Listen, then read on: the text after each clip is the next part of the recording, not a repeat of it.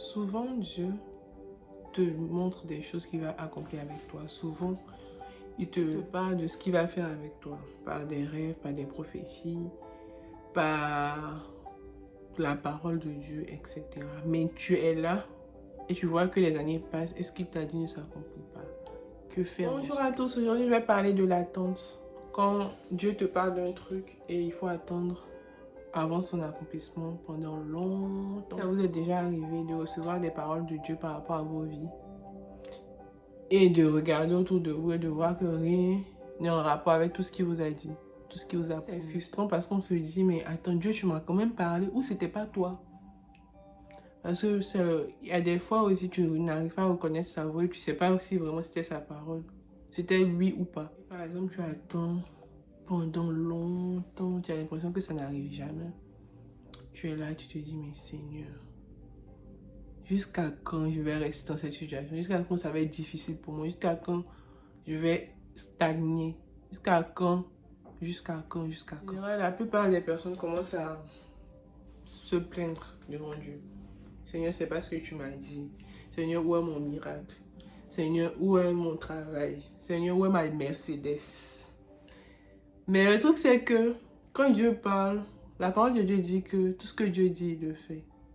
Il n'est pas un homme pour mentir.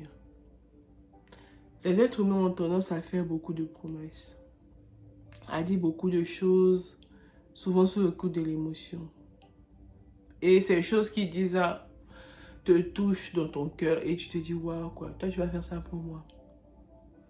Et au final, les gens ne le font pas et tu es déçu. Mais Dieu, lorsqu'il te dit, par exemple, je vais t'élever dans tel domaine, même si ça va prendre 20 ans, quand le temps de Dieu va être arrivé pour qu'il t'élève, il t'élèvera.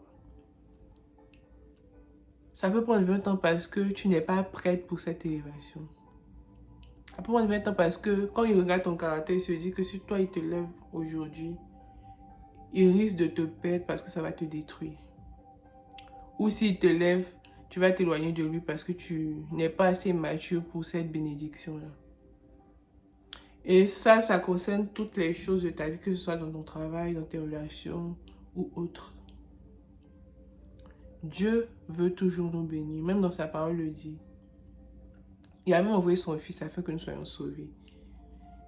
Donc pourquoi il va te promettre un truc et il ne va pas te le donner? Je pense que le problème c'est plus à voir de ton côté, dans ton cœur. Souvent on accuse Dieu du fait que la promesse tarde. On ne se remet pas nous-mêmes en question.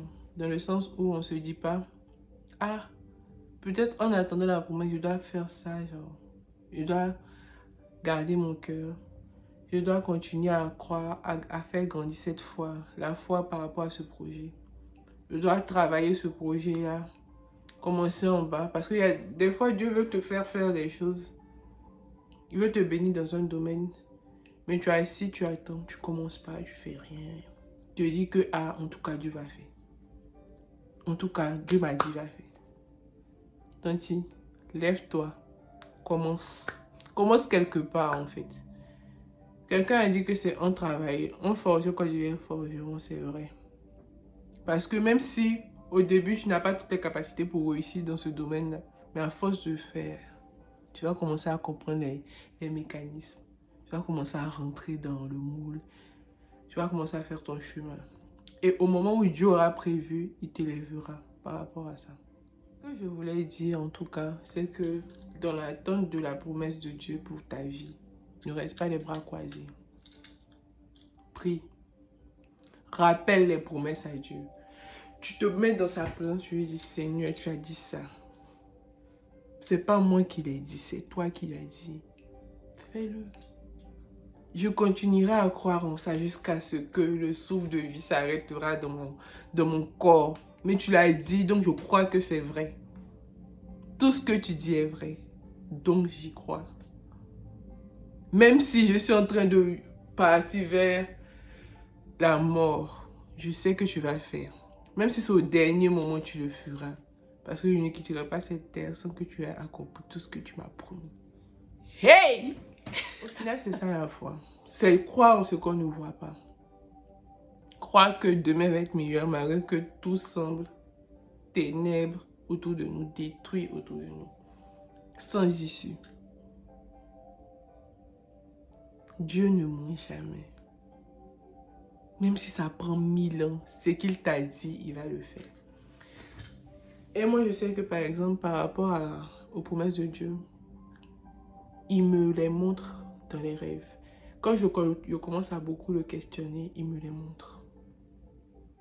Il me montre ce qu'il va faire avec des précisions. Tout ça pour me dire, ma fille, calme-toi, juger. Mais en attendant, sers Dieu. En attendant, gagne des âmes. En attendant, évangélise. En attendant, sois au service dans l'église. En attendant, aime ton prochain. Ne reste pas comme ça à attendre les promesses de Dieu. Dieu va faire, c'est déjà écrit, c'est acté, c'est signé, c'est bon. À toi de continuer à persévérer et de croire. Donc voilà. Peace. N'oubliez pas de vous abonner et de partager. Ça peut bénir quelqu'un.